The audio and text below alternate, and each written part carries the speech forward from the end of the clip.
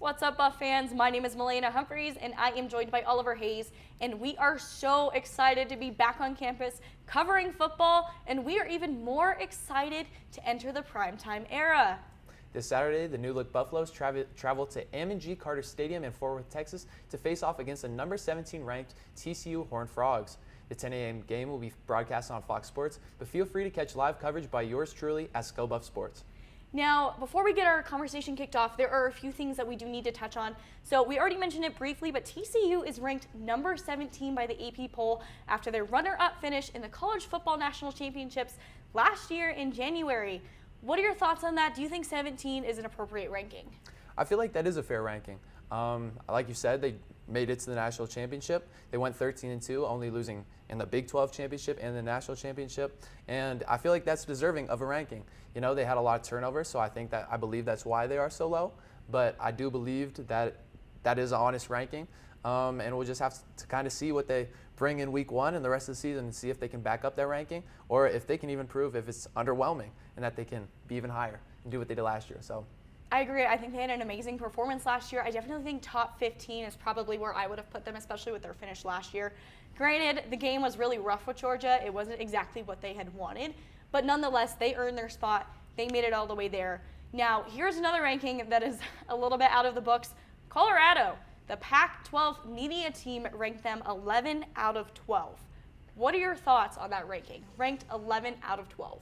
I mean, it's interesting, and I think that is the perfect word to describe it because, yeah, that's the best word to describe the Buffs. They're interesting because no one knows anything about them. We, of course, have heard about Coach Prime, Shadir Sanders, all the transfers, everything.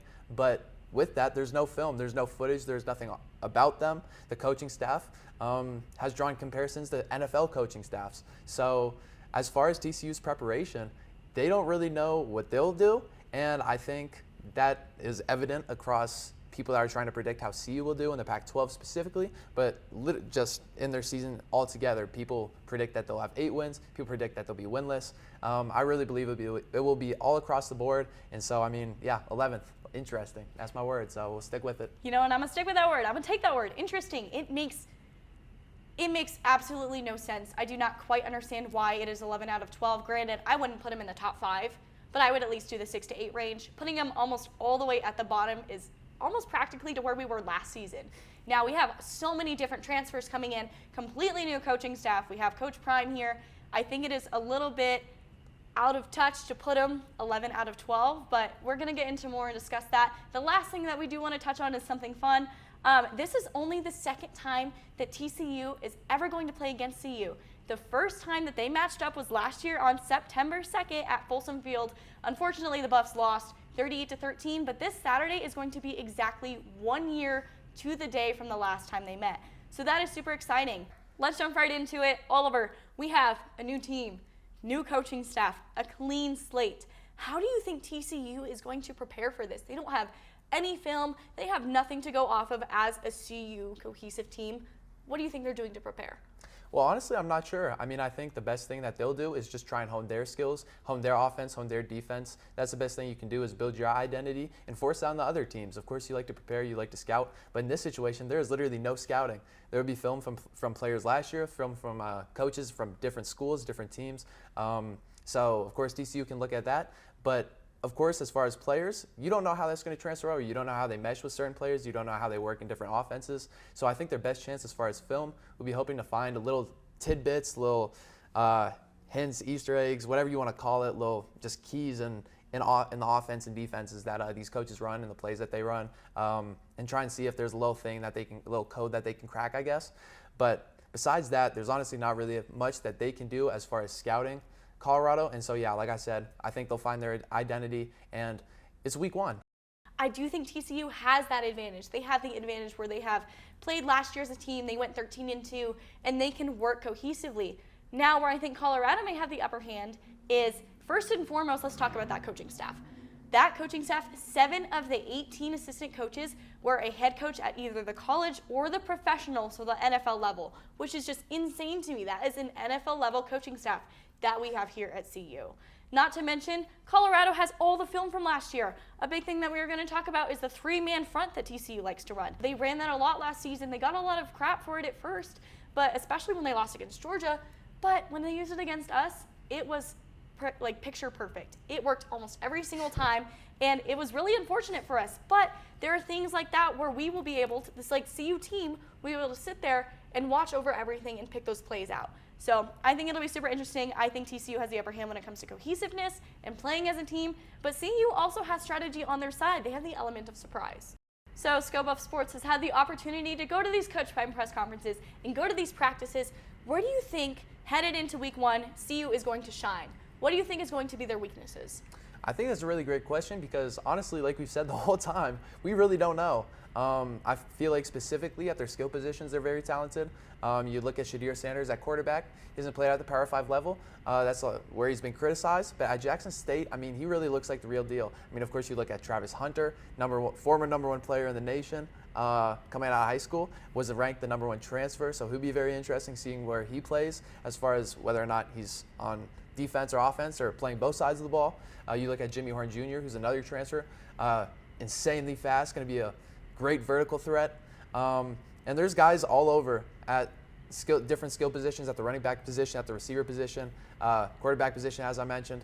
And so I think that's where they'll be strong. Of course, the coaching staff, as you mentioned before, that's very strong. I think as a team, they work together well. From the press conferences that I've seen and heard, they seem to have good chemistry.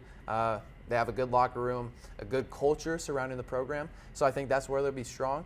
But on the flip side of that, as far as their weaknesses, they're very small. When you get towards the middle of the field, towards that line, they lack that size, and I think that could be a big issue for them. We'll have to see if that is. And so I think that is what makes that such a great question, because I feel like this Saturday we could see the Buffs put up a ton of points, but we could also see them put up 0 points. We could see their defense locked down, and we could also see their defense fall apart. We really don't know. I believe that they'll try and stick with their guys that they throw out there on the first play of the field. Of course, they'll rotate guys in when they get tired. Injuries happen, of course, all that stuff. So we'll have to see who they throw in and throw out. But it'll just be interesting. I mean, I went to the press conference after practice the other day, and the linebackers coach Andre Hart talked, and he was talking about transferred Jawan Mitchell. He just transferred in, is newly at practice. He's just starting to learn the playbook. And Coach Hart said that he may be ready for week 2, but still, that's another player that they're throwing into the fire, trying to see if he'll be ready, if he can mesh as a team that these guys are just meeting, trying to connect with. And, Levante Bentley, he's very high on Jawan Mitchell. Coach Hart was very high on Jawan Mitchell, but still, that's a place where you just don't know how it's going to mesh. These guys have not played a game together. They have not been around each other that much, and I think that will be their biggest weakness in general, and it will just be very up in the air as far as how they perform this weekend. So. Well, I agree, and I really want to go back to the strength. Travis Hunter, number 1 recruit, number 1 transfer, and he was recruited by Coach Prime. He played down at Jackson State. He's an amazing player, and he plays on both sides of the ball. Not to mention, he just got the All-American during the offseason for being so versatile. And I think that's where CU is going to have a lot of strengths, is in their versatility, having multiple players that can play multiple positions, and that's a really big deal. Now, weaknesses, size. Granted, we have a lot more quick players. So if we have the strategy, we have the plays, we have the lineups, it's going to work. But I'm also really concerned about the depth on their offensive line. Yeah, I am too. I mean, like I said, I mentioned injuries earlier. If one injury happens to our offensive line, yeah, that would be quite detrimental for the Buffs and their game plan. I mean, obviously, the offensive line is kind of a question mark going in, as the whole team is, but specifically the offensive line. And so any injury right there is just going to pretty much end the game in my eyes. That would be quite interesting. So, yeah. All right, now let's phase into our quarterbacks. Chandler Morris is going to be the starting quarterback for TCU. Now, something that y'all may not know is he was the starting quarterback against CU just this past year. Yeah, in that game against CU, he went 13 for 20 on pass completions and threw for 111 yards. But that's not that many yards. The reason why? He left late in the third quarter with an MCL strain. He was replaced by Max Duggan, who finished out the rest of the season and led them to the national championship.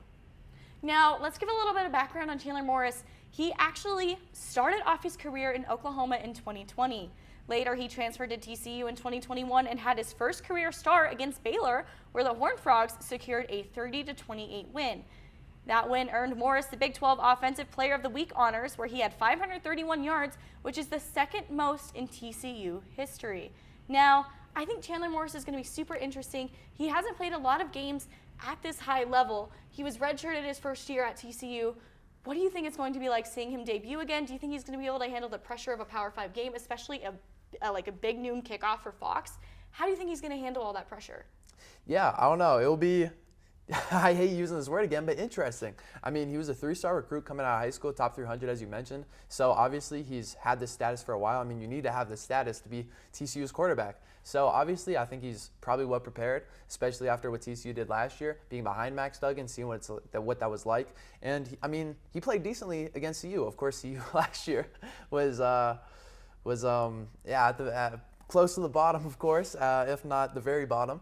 But yeah, no, I'll be excited to see what he has to bring to the table. But yeah, I mean, if I had to predict, I mean, I'd expect pretty run-of-the-mill average quarterback. I wouldn't expect anything too crazy, but I also wouldn't expect a complete total meltdown. I think he'll have a decent game. Now, let's take a look at Shedeur Sanders. He is in a very similar situation. So let's go over his stats a little bit last year. He was a sophomore at Jackson State University, where he threw 341 for 483 with a 70% completion. He had a combined 3,732 yards for 40 touchdowns. Now, what's interesting is Jackson State University has been in the limelight, especially with Coach Prime, but now he's having this opportunity to play at a Power 5 game as well as a Fox Big Noon kickoff. This is a lot of pressure. Do you think he's going to be able to perform under that pressure?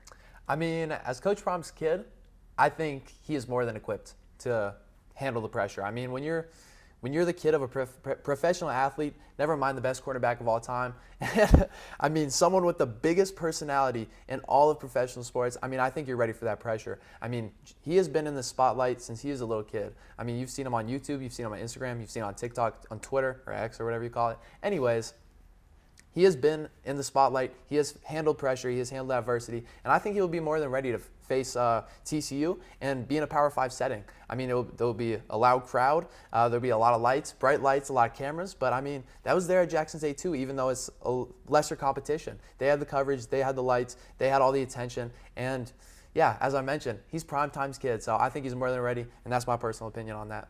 Well, and we got a little insight on, like, during the spring game. Spring game was sold out. Granted, it was a scrimmage, but nonetheless, we got a little look into what he was able to do. Here is what Coach Prime had to say about his quarterback.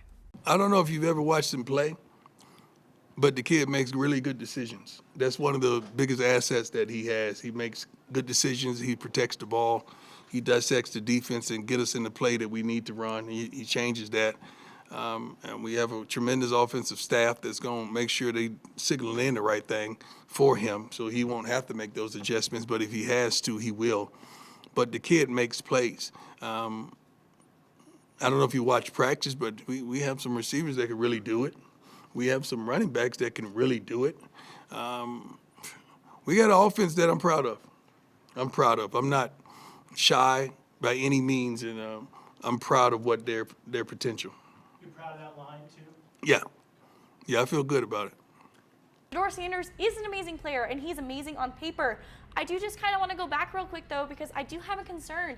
We talked about it earlier in the weaknesses, but our offensive line, are they going to give him the time that he needs to make those decisions, to make those completed passes? Ultimately, we're not going to know until we sit down and watch it this Saturday. But how we talked about Shedeur is amazing on paper. We have Chandler Morris, who has spent more time at the Power 5. Now, looking forward, who do you think is going to shine this Saturday? I mean, Chandler Morris, as you mentioned, he spent more time in the Power 5. Seems like a great player. Seems like a great player coming out of high school. But unfortunately for Morris, I don't think he has the boom probability that Shedeur has. You mentioned the line, and that would be a big issue. But Shedeur, he seems like a big-time player. I think this is a fairly hot take to pick Shedeur. I feel like Chandler Morris would be the safer option. But CU, they've had a lot of attention. They've said a lot. I mean, they've barked a ton. So let's see if they really have that dog in them. I think Shedeur has it. We'll see if the rest of the team does, specifically that O-line to keep him safe. But yeah, if I had to choose, I would go with my boy Shedeur. So we've talked a lot about CU. Let's kind of phase over to TCU. What do you think are going to be their strengths? What do you think will be their weaknesses heading into this Saturday? Well, I'll start with the bad news first. Starting with Chandler Morris, he had a good game against CU last year, but if we remember correctly, CU was 1-11. They were one of the worst teams in the nation, and when he left that game, it was 14-6. Granted, he was in the red zone when he got injured, so they kicked the field goal, making 17-6. But it wasn't until Max Duggan came in the fourth quarter where they scored 21 points. I mean, that is an insane difference in quarterback, but like just with him going out and Max Duggan coming in. So, I mean, I think that may be a weakness. That's something to look at. You look at the receiving core. There's a lot of turnover.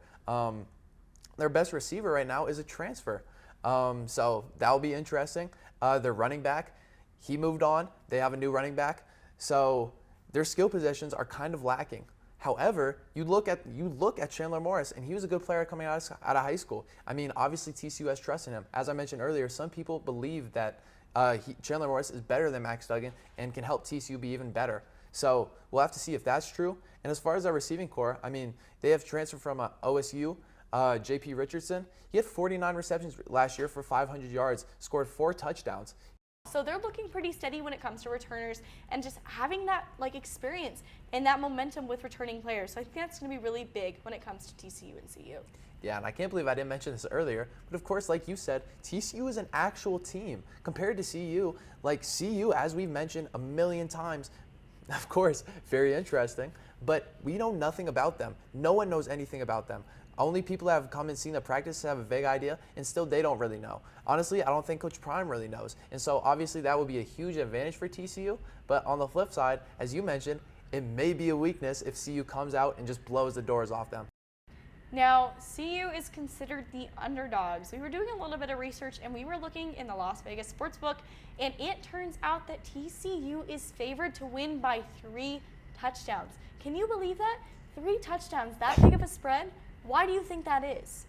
Honestly, I think Vegas is just, they don't have faith in CU. I mean, personally, I'm not sure how much faith I personally have in CU, because you go back to it, no one knows anything, and I personally think that's the main thing about this line. Of course, TCU being a national championship, having appearance in the national championship, that probably plays a factor. Of course, being number 17 ranked in the nation plays a factor.